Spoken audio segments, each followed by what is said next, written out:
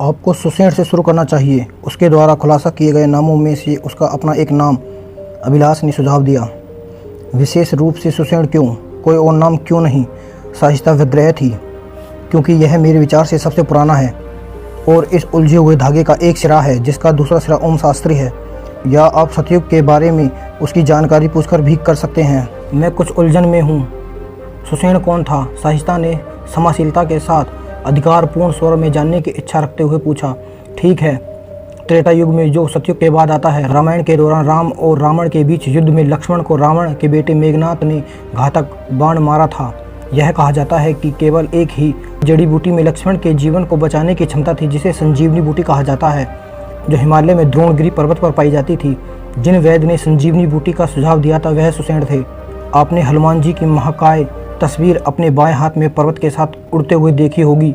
इसका मतलब है सुसेण वे हैं जिन्होंने रामायण में कथाओं के अनुसार संजीवनी बूटी मंगवाकर लक्ष्मण की जान बचाई थी, जिसके लिए हनुमान जी ने पूरा पर्वत उठा लिया था।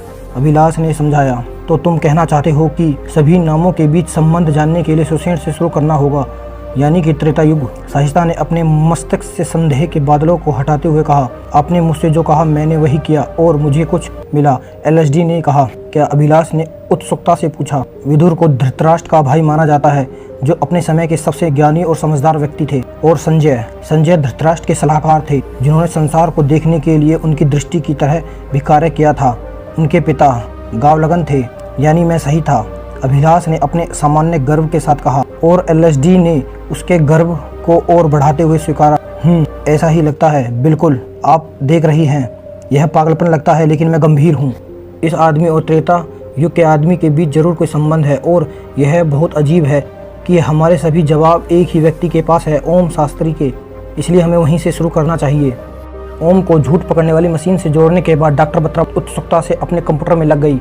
यह देख साहिस्ता भी अभिलाष को छोड़कर डॉक्टर बत्रा के साथ शामिल हो गई।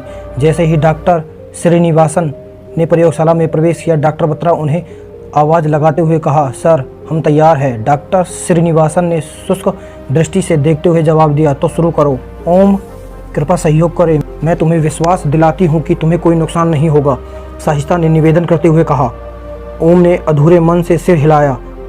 डॉक्टर तेज और एलएसडी ने मोटे तारों एवं केबल्स को ओम के शरीर से जोड़ा। कुछ ही क्षणों में ओम ने खुद को जकड़ा हुआ पाया। तार उसके सिर, छाती, हाथ व पैरों से दो विपरीत दिशाओं में जा रहे थे। उसके सिर से जुड़े तार आगे कंप्यूटर एवं मशीन से जुड़े थे, जो वहीं दूसरी तरफ प्रोजेक्टर स्क्रीन से जुड़े हुए थे, और बाकी के सीधे लाइट डिटेक्टर में जा रहे थे। डॉक्टर बत्रा और एलएसडी ने अपने हिस्से की तैयारी कर दी थी और ओम ने भी अपनी आंखें बंद कर ली। साहिस्ता ने अभिलाष की सहायता से अपने प्रश्न तैयार कर लिए थे। सभी शुरू करने के लिए तैयार थे। सभी लाइटें बंद कर दी गई थी। अंधेरा छा गया था। जो रोशनी मौजूद थी वह कंप्यूटर स्क्रीन से आ रही थी। एलएसडी ने अपने सिस्टम पर कुछ बटन दबाए और आखिर में एंटर दबाया। जैसे ही उसने यह किया, कुछ पिनों ने कागज पर ग्राफ की आकृति बनाते हुए कुरेद दिया। कुछ क्षणों के लिए स्क्रीन पर कुछ छवियां प्रदर्शित हुई और चली गई। ओम ने अपनी आंखें खोल दी थी। जब ओम की आंखें खुली होती है तब स्क्रीन पर कुछ नहीं दिखता था।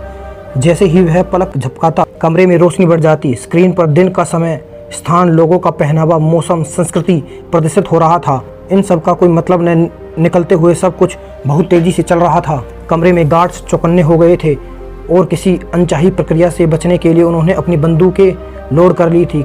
कमरे में लोगों के चेहरों पर भी उलझन दिख रही थी, क्योंकि ओम के विचार बहुत ही तेजी से बदल रहे थे। साहिस्ता को एहसास हुआ कि ओम के विचारों को नियंत्रित करना जरूरी है, जिसके लिए उन्होंने ओम को शांति और सुरक्षा का भाव महसूस कराना होगा।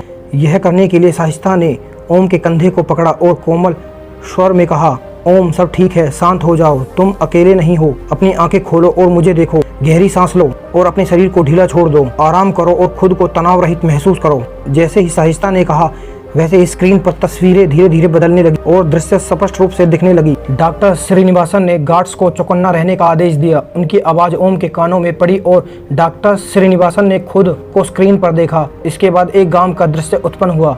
बहता पानी और हर जगह हरियाली का दृश्य दिखाई दिया।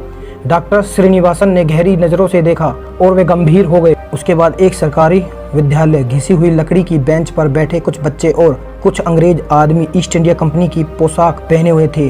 तस्वीर भारत की स्वतंत्रता से पहले लग रही थी। तस्वीर देखकर डॉक्टर श्रीनिवासन को ऐसा झटका लगा जिसने उन्हें अंदर तक हिला दिया था। साहिस्ता के अलावा सभी ने इस भाव परिवर्तन असहज हाव भाव को महसूस किया। साहिस्ता ने कहा, ओम क्या तुम यह करने के लिए तैयार हो? और जैसे ही उन्होंने यह कहा स्क्रीन काली हो गई। ओम शास्त्री ने जवाब दिया। लाइव डिटेक्टर में से बीप की आवाज़ आई, जिसका अर्थ था कि ओम सच में तैयार नहीं था। सभी की नज़रें बीप की ओर मुड़ी, ओम की भी। उसने फिर साहिस्ता को देखा, जिनके चेहरे पर हल्की मुस्कान थी।